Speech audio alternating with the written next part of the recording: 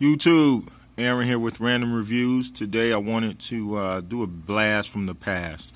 Now I love technology. I love cell phones. I love everything they do. I frequently change my cell phones, but I am not a tech reviewer, and I try not to spend a lot of money on purchasing, tons of devices to review them. If you look at my channel, I usually stick to, the budget phone. In the budget phone space, I don't go and get all the high-end stuff.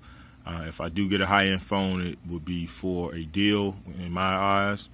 For instance, I picked up my wife a brand new S7 a couple months ago, and that's because the carrier we are on had it for half off. So I bought it for like $3-something. I want to say $300-something bucks, but that's kind of the top of my budget with phones. But I like to, find deals and try to review phones that are what I consider budget phones. And today I have with me, I just picked this puppy up yesterday. Actually, I received it in the mail. This is the LG V10. I know this is a blast from the past, actually. If you guys remember, when this phone came out in 2015, it had pretty much top-tier specs. And to be honest, the specs on this phone is better than a lot of the budget and mid-range phones that are coming out now. One of the things that LG was, striving for with this phone was a great, media device and a great camera. Not so much the media device, but the camera, and giving you all the controls and the manual modes with the videos and things like that. I'm not going to go into all of that, but I just want to let you guys know, for being in 2017 and looking at the phones that's out, this phone is still a beast. This phone is amazing. Just run through a couple of the specs here. This actually has a 5.7-inch QHD IPS quantum display. That's a 2560 by 1440 pixel, or about 513 pixels per inch display. It's not a super AMOLED or anything like that, but it's a great screen. That's the main screen. It actually has a secondary screen at the top here. You can see I'm scrolling through it, and that's a 2.1-inch IPS display, 160 by 1040 or display up here. This comes with onboard storage of 64 gigabytes. 64 gigabytes out of the box. It also has an expandable micro SD storage in the back. Which I have another 64 gigabyte card in the back. I probably won't ever use that much. I barely use 20 gigs on any phone between, the internal storage and the expandable storage. So probably won't ever use that up, but I have it there just in case.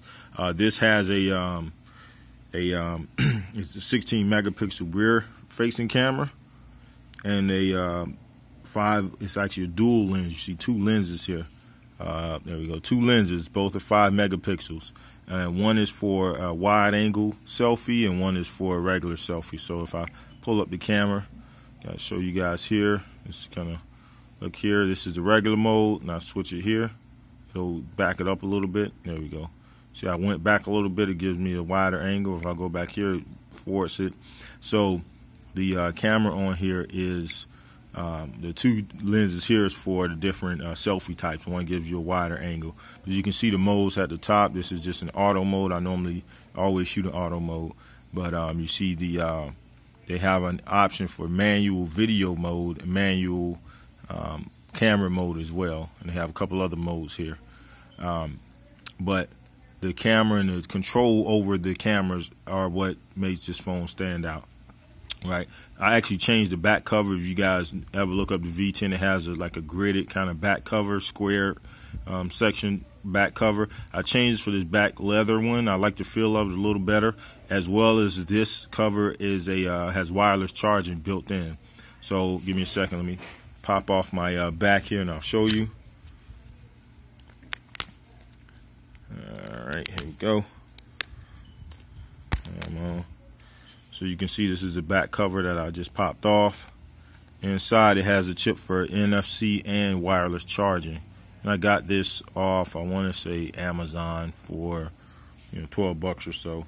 Go back to the back with the cover off. So as you can see there, you see the The battery is removable. It's a 3,000 milliamp hour battery. I have a 64 gig SD card in there, and then right under that is my SIM card as well. So this does have the dual LED flash with the laser focus. You see it's kind of focusing right now. Laser autofocus, so it focuses extremely fast. Let me pop the cover back on. But I just want to let you guys know for a, and this actually is running Android 6.0. Let me go and just verify my settings here. And general about my phone here. As you can see, this is running, let's see, software info. You see it's running Android 6.0. It came out under Lollipop and it got updated to 6.0 Marshmallow. Verify. This is the AT&T variant, but it came with an unlock code, so I ended up unlocking the phone, but I used it on Cricket Wireless, which is my carrier. As you can see, this is Marshmallow, and I heard that this will be updating to Nougat. Oh, I crashed on the first one. I'm not good at this game. I'm not even gonna play it anymore. But just wanted to show you guys this, for being in 2017 and this phone being over a year old, it hangs with any upper, especially budget phones nowadays. The speaker's okay. It's not the loudest, but it's serviceable. I haven't tried it with headphones yet. I just got in the phone yesterday, but I heard the headphones with the let's see here, the hi-fi DAC up here setting, this should sound amazing. Again, the display is amazing. I haven't had any issues. It's pretty snappy, no lag so far. It's in and out of what I need to be in and out of. For everyday users, this will be more than enough. I want to say I got this off eBay brand new for $250.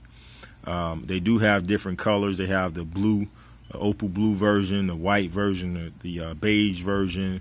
I think it was a navy blue version as well. They have all kind of colors. But for the price and for what this offers and the specs on this phone, I would go with this phone over any budget device that's out right now. Just because the budget devices, you might get a pretty good processor, but they're going to hold back on the camera to save money. You might get a phone with great build quality, and the build quality on this is excellent. It's supposed to be like military graded, drop shatterproof. The screen is supposed to be shatterproof. I actually do have a screen tempered glass screen protector on it, and I have it used in my Incipio case, but you really don't need a case with this if you're a regular user. I haven't dropped it yet. I'm not going to drop it to see how well it stands up, but I'll go for what other people says. It does have a microphone, the IR blaster on the top, as you can see there. On the bottom, there's the again, the speaker grill, the microphone, the micro USB charging cable, and the headphone jack. No buttons on the sides at all. As you know, LG, they put everything on the back. There's a fingerprint sensor as well as a camera button embedded in both in the same spot. And there's the volume up and volume down buttons here. Again, that's the camera with the dual LED flash and the laser autofocus. So for my money and to get the best, I'm actually looking at older phones that had high-end specs when they came out if I'm looking to upgrade, rather than spending, $600, $700, $800, $900 on $1,000 on a new phone. When all phones essentially do the same, they have slight variations, but for good camera, great processor, not good camera, great camera that gives you all kind of controls, great processor, everything speedy, nice screen size, sturdy build. If you don't like it, you can swap the backs out, get new cases, removable battery, SD card slot, micro SD card slot. For what you get for this phone, man, the only thing you'll probably have to get used to is the buttons being on the back. I still, have a time when I'm reaching for the sides to push the buttons, but for everything being on the back, that's really the only adjustment. But for what this offers, man, you definitely can't beat it.